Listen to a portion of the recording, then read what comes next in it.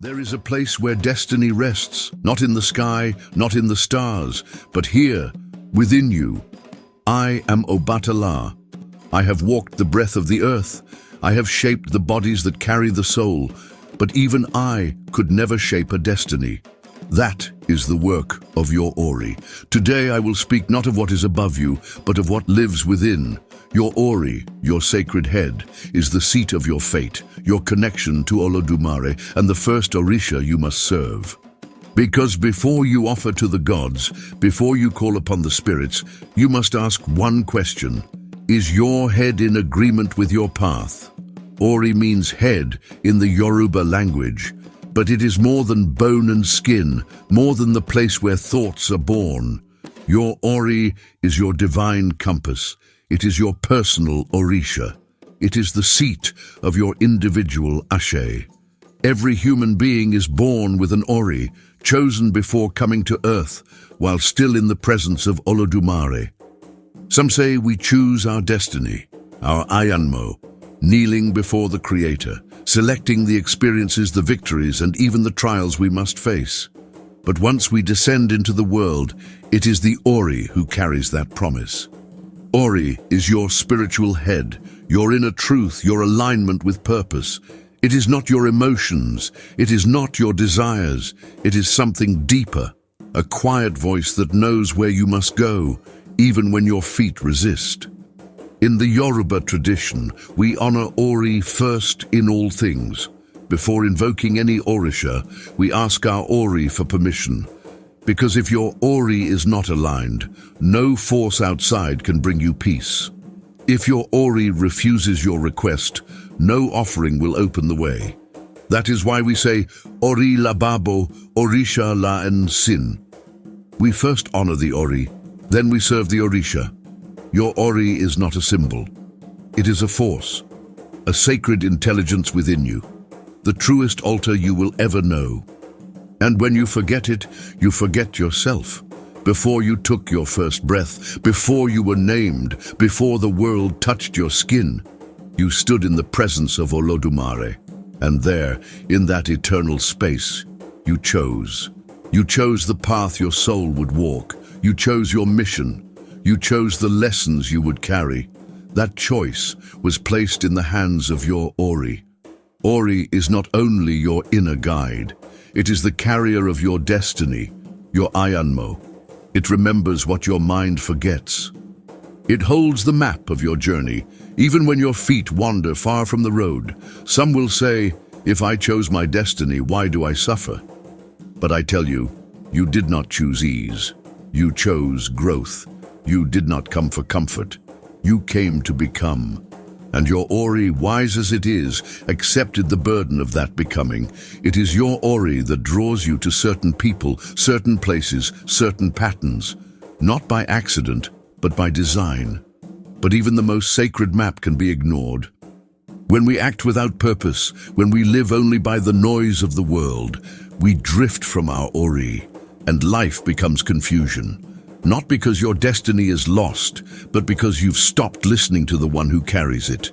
This is why the Yoruba say, Ori o ni dami.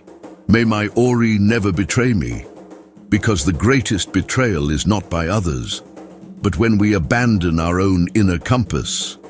To honor your Ori is to remember why you are here. To speak with it, feed it, align with it. This is the beginning of all true power, because no Orisha can change what your Ori refuses, and no blessing can remain if your Ori is not ready to receive it.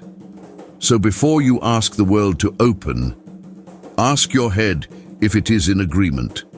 Ashé is the breath of Olodumare. It moves through the Orishas, through the rivers, through the leaves. But your Ori is the one who receives it first. Your Ori is not just your guide, it is your gateway to Ashé. When your Ori is aligned, the Ashé within you flows freely. your thoughts become clear, your path opens, you act, speak, and move with sacred rhythm. But when your Ori is confused or neglected, that flow becomes blocked. Even good intentions fall flat. Even well-meant actions bring unrest. This is why the elders say, a clear head brings clear results. Because Ashé does not respond to chaos, it responds to alignment. Think of it like a river. Your Ori is the riverbed. Ashé is the water. If the riverbed is cracked, cluttered, or dry, the water cannot move as it should. And so, we care for the Ori. We feed it, pray to it, consult it, rest it. Not out of superstition, but out of deep understanding. Your Ashé is only as strong as your connection to your Ori. This is why you may see people offer water to their head, place light upon their forehead, kneel in stillness before speaking great words. They are not performing rituals for others. They are listening inward, asking their Ori for permission, for clarity, for peace. Even the Orishas respect your Ori. They may guide you, strengthen you, walk beside you. But your inner head is the one that must choose. And when your Ori says yes, the universe listens. There is a sacred act that may seem strange to the uninitiated. But to those who understand, it is one of the most intimate expressions of spiritual alignment. It is called Bori, to feed the head. But what is truly being fed is not the skull or the skin. It is the Ori, the inner divine essence that governs your life. The ritual of Bori is not superstition. It is not a bribe, nor is it a transaction. It is an offering of balance. A conversation between your conscious self and the divine part of you that remembers why you were born. According to the wisdom of the elders, and as described by masters like Pierre Verger and Wande Abimbola, the head must be honored because it is where Olodumare placed your portion of divine power, your Ashé. Bori is performed to restore harmony when the path has become clouded, when the person feels spiritually weak, lost, or blocked. It involves prayers, chants, sacred elements, sometimes water, oils, herbs, food, and symbolic items placed or offered upon the head. Why? Because the Ori, like the body, can become tired, confused, disconnected. And just like the body is revived through nourishment, the Ori is revived through sacred attention. It is not the food itself that carries power, but the intention behind it, the Ashé invoked during the ritual, the presence of the elders, and the humility of the one receiving. Bori is not about receiving more power.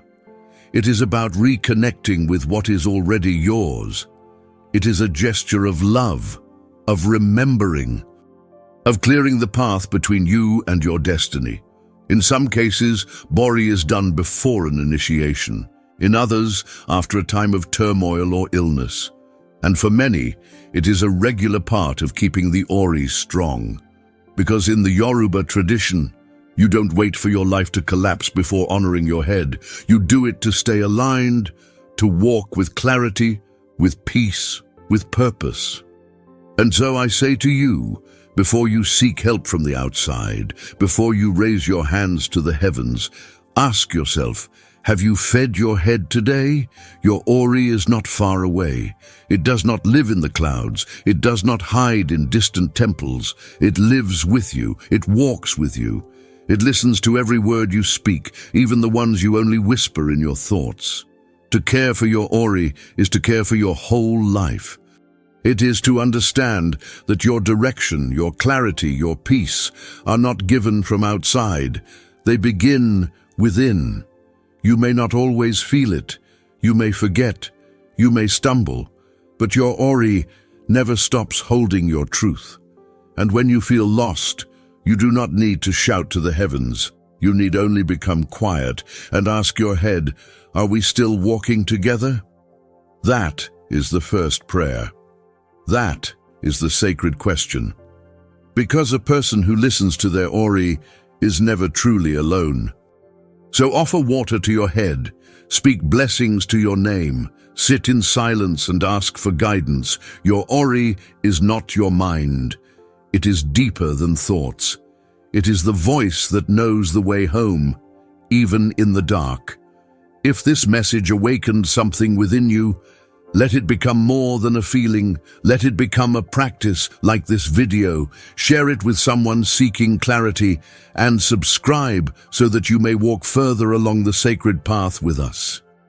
In our next episode, we will speak of Eshu, the divine messenger, the guardian of all crossroads, the one who opens and closes every way. Until then, honor your Ori. Listen to its voice. And never forget, before any journey begins, your head must first say yes.